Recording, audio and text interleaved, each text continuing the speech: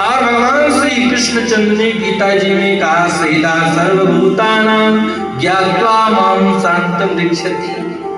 सारे प्राणियों का सच्चा सहित मैं हूं, यह जो जान लेता है उसको तुरंत शांति मिल जाती है।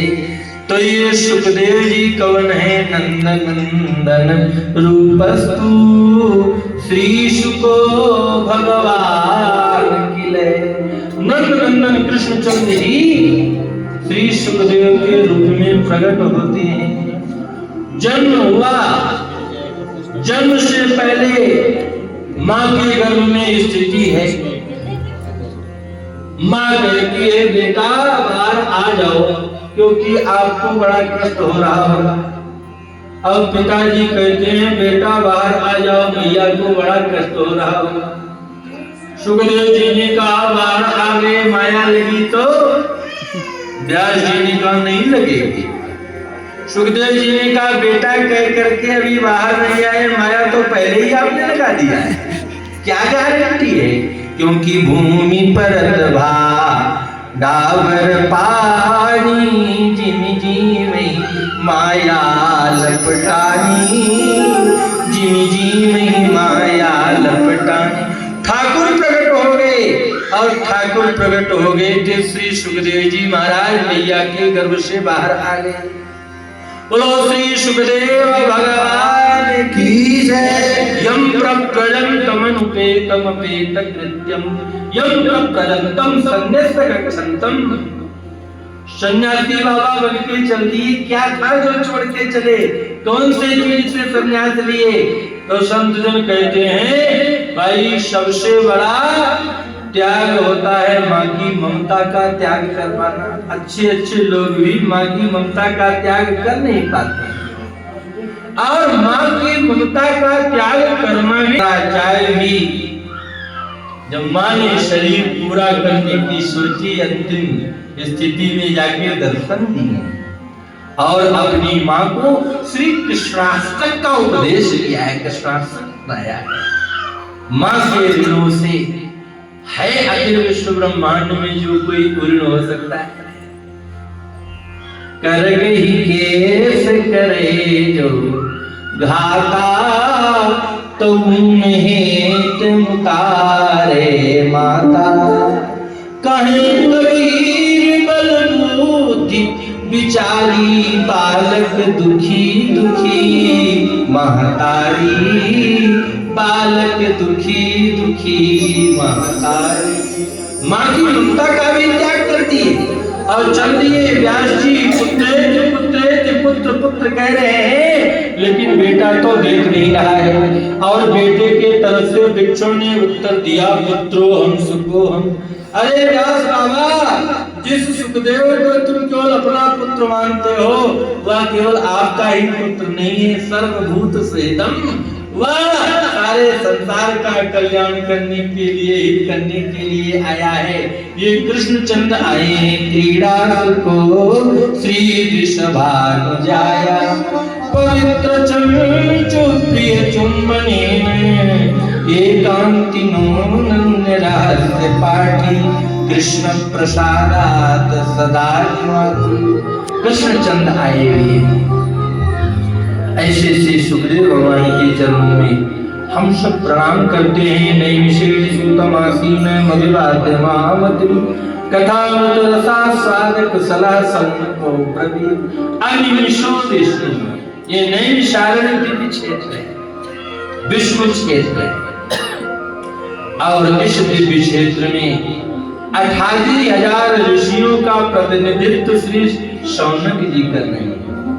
शुद्ध जी के चरणों में प्रणाम किया और प्रणाम करके एक ही निवेदन किया कथा सारम मम कर्ण रसायन। हे श्री सूत जी महाराज, हम कथा नहीं सुनना चाहते, कथा का सार सुनना चाहते हैं जो मेरे कानों के लिए रसायन है। कथा का सार क्या है? कथा का सार है भक्ति, कथा का सार है प्रेम।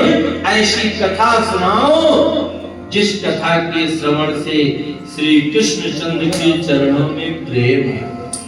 अच्छा, प्रेम होता कैसे है? संसार की बात सुनते सुनते संसार में प्रेम हो जाता है। इसी तरह से श्री कृष्ण की बात सुनते सुनते श्री कृष्ण में प्रेम हो जाता है। सुनी सुनी गुण राम राम के उरय अनुराग बढ़ावे, तुलसीदास अनायास राम पद पाई है प्रेम पसावे।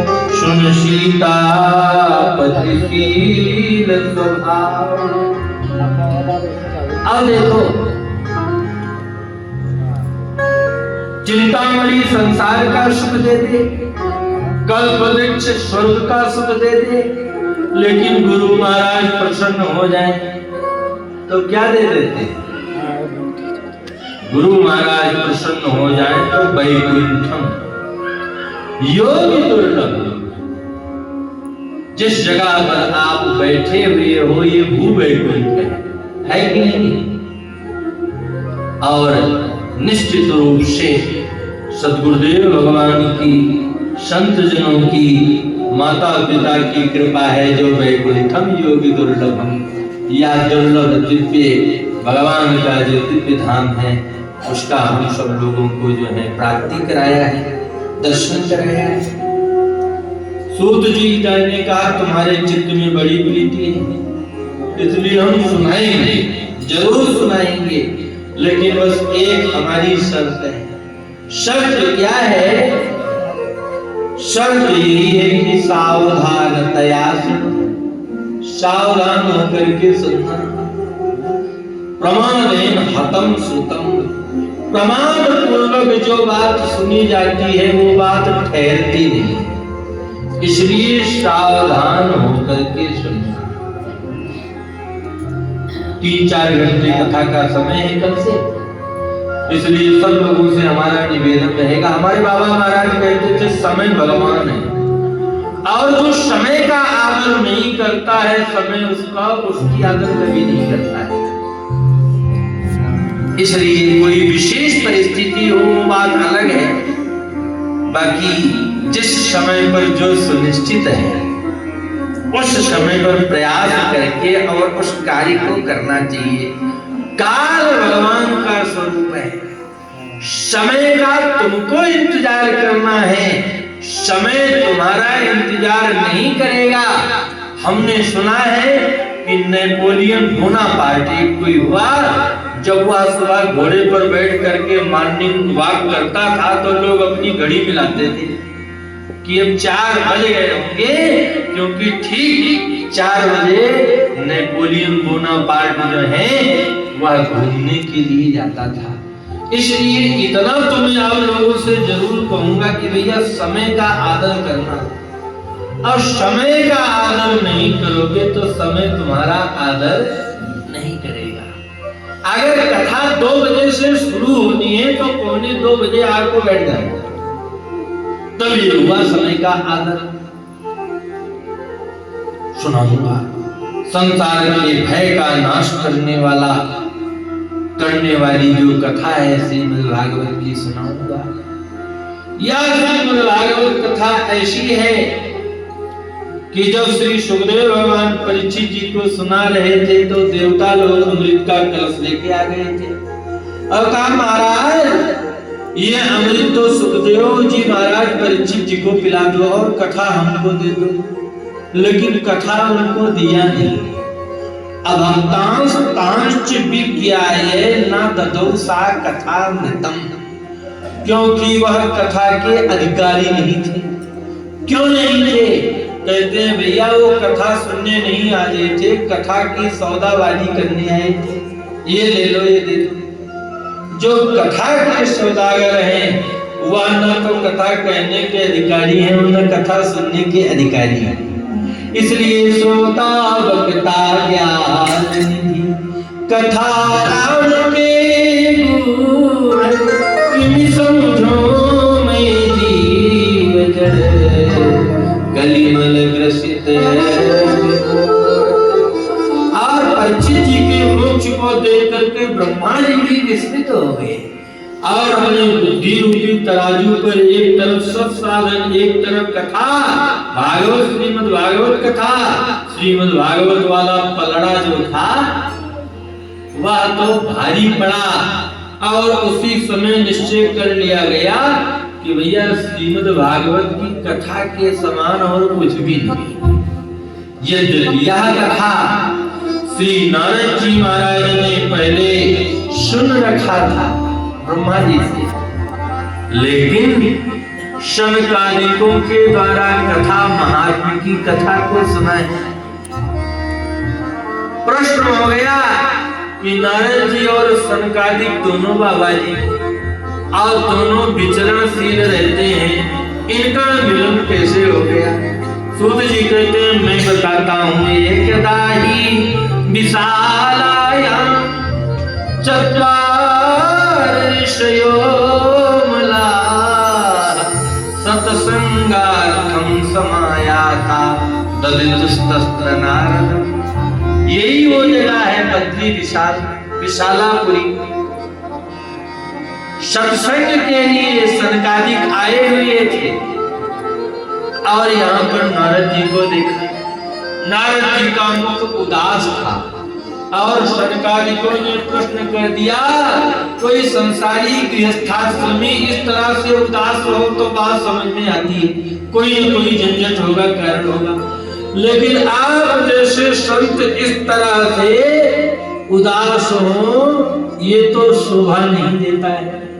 नारद जी महाराज ने अपनी सारी बात बता दिया कि पृथ्वी को सर्वोत्तम समझ करके सब जगह घूमा, सारे तीर्थों में, सारे श्रेष्ठ श्रेष्ठ नगरों में, सारे धामों में, लेकिन हमको कहीं कुछ नहीं दिखाई दिया। क्या? सत्यम नास्ति तपः शौचम दयादानं न विद्यते उदरं भरिणो जीवा पराकाष्ठभासिना। सत्यम नास्ति, कहीं भी सत्य नहीं है। झूठ ही लेना, झूठ ही देना, अझूठ ही भोजन, झूठ चबेना, ये लोगों की स्थिति है। अब तप की तो सोचो, कायम क्लेशो ही तपा। अपने धर्म का पालन करने के लिए जो कष्ट उठाते हैं उसको तप कहा जाता है, और लोगों में मैंने तप का अभाव देखा है। कोई भी स्वधर्म का पालन करने में कष्ट नहीं उठाना चाहते। अब शौचाचार, आचार विचार तो रहा ही नहीं लोगों में, न दान है न दया है। स्वभाव कैसा कहते हैं, सब पेट भरने में लगे हैं, उदरम भरिणो। अब माता पिता अपने संतानों को बस एक ही चीज सिखाते हैं, मातु पिता बालकनी बोलाई, उदर भरे से धर्म सिखाए। बहुत सारी बात श्री नारद जी महाराज ने कलयुग के संबंध में कहा है, जो देखा है। ब्राह्मण लोग वेद बेचने लगे, किसान लोग अन्न बेचने लगे, और जो है स्त्रियां अपना चरित्र बेचने लगी। ये सब कलयुग की दशा मैंने देखा। देखते देखते मैं यमुना के तट पर पहुंचा, जहां भगवान की दिव्य लीला हुई है, और वहां पर मैंने एक युवती को देखा। उसके पास में जो वृद्ध थे दो, और बहुत सारी स्त्रियां उसको सांत्वना दे रही थी, समझा बुझा रही थी।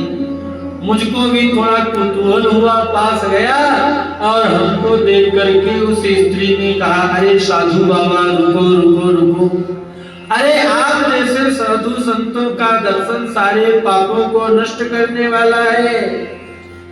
नारद जी महाराज कहते हैं मैं गया, और हमने कहा देवी तुम हो कौन, और तुम्हारे बगल में ये दो बूढ़े बूढ़े कौन हैं, और ये बहुत सारी स्त्रियां कौन हैं जो तुम्हारे पास खड़ी हैं। उस देवी ने अपना परिचय दिया, मेरा नाम भक्ति है, ये दोनों मेरे बेटा हैं, एक का नाम ज्ञान, एक का नाम वैराग्य, और ये गंगा आदि नदियां हैं जो मेरी सेवा कर रही हैं। मेरा जन्म द्रविड़ में हुआ, कर्नाटक में वृद्धि हुई, महाराष्ट्र में कहीं कहीं बढ़ी, गुजरात में पूरी पूरी हो गई। जब वृंदावन आई तो यहाँ पर मैं तो तरुणी हो गई, लेकिन मेरे बालक अभी इनकी वृद्धावस्था नहीं गई।